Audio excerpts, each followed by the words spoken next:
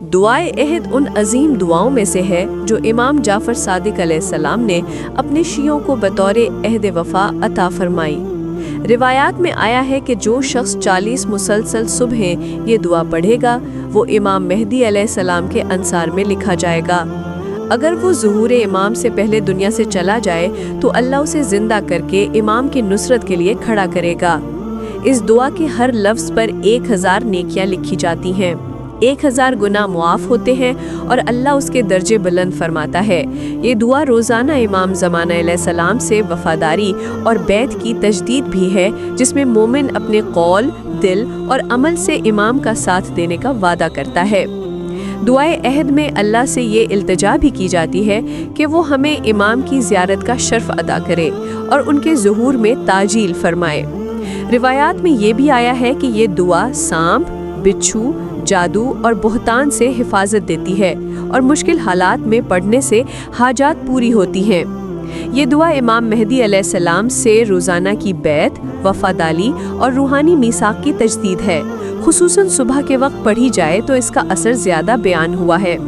इस्लामी रिवायात के मुताबिक दुआए अहद मोमिन के अंदर उम्मीद, नूरानियत और इंतज़ार हकीकी की रूह बेदार करती है।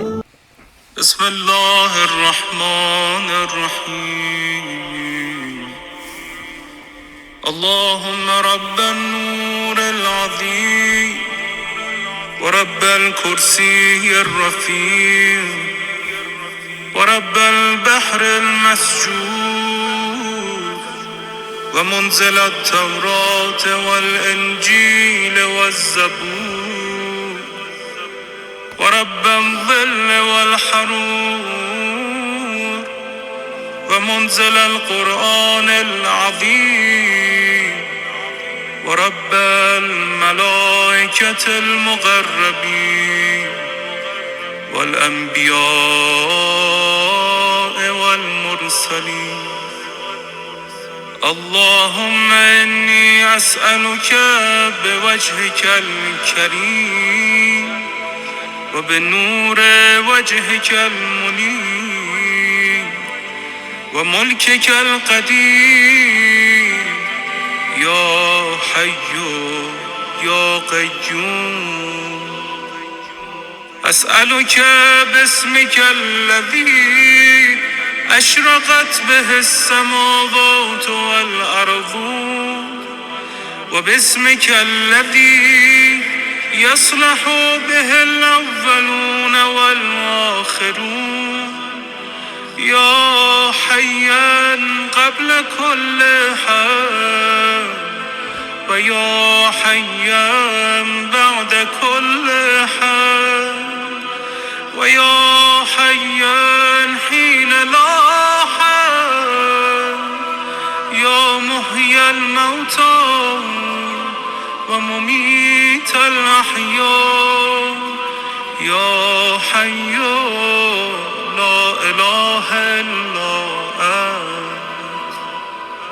अल्लाहुम्मा बल्लिग मौलाना इमाम हादी अल महदी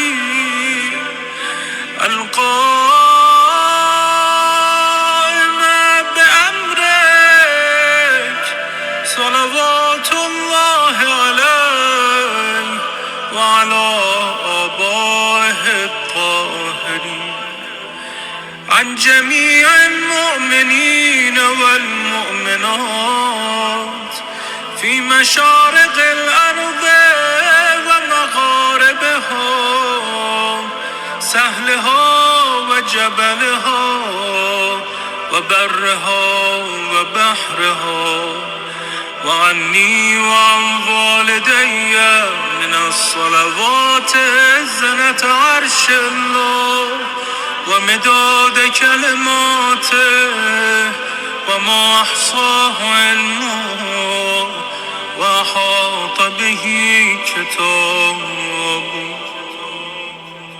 اللهم إني أجدد له في صبيحة يومي هذا وما عشت من أيامي عهدا وعقدا وبيعة له في عنقي لا أحول عنها ولا أزول أبدا.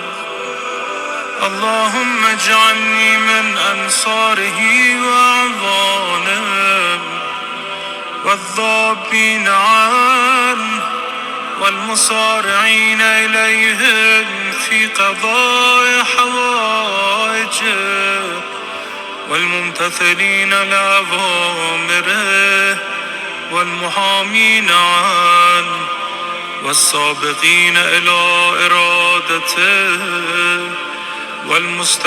والمستشهدين بين يديه.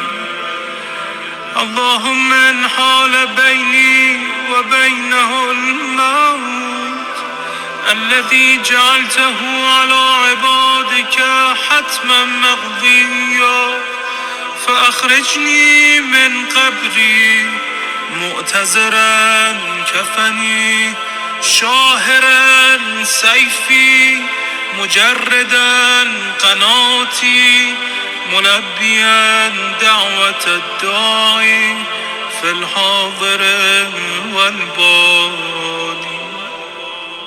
اللهم أرنا الطلعة الرشيدة والغرة الحميدة واكحل ناظري بنظرة مني إلي وعجل فرجه وسهل مخرجه وأوسع منهجه واسلك بي محجته وانفذ أمره واشدد أزره واعمر اللهم به بلادك واحي به عبادك فإنك قلت وقولك الحق فإنك قل الفساد في البر والبحر بما كسبت أيدي الناس فأظهر اللهم لنا وليك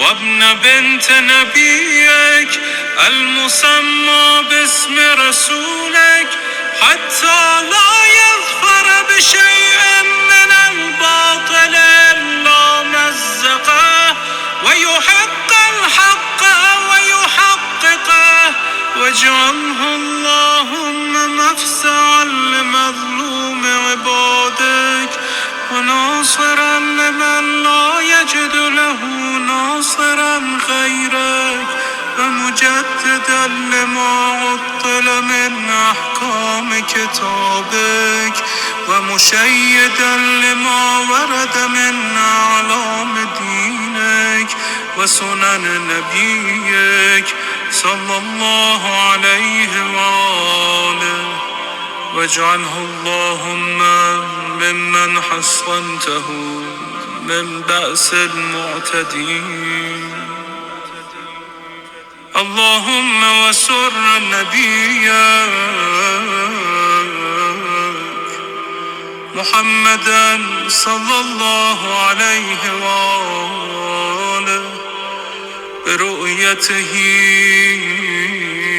ومن تبعه على دعوته وارحم استكانتنا بعده.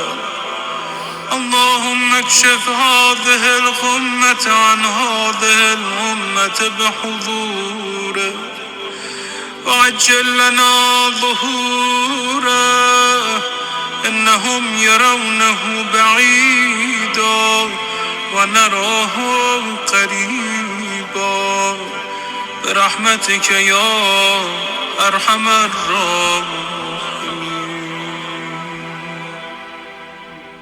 العجل العجل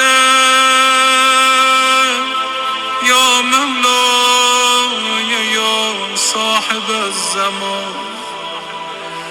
العجل العجل يا مولاي يا صاحب الزمان. العجل العجل يا مولاي يا صاحب الزمان.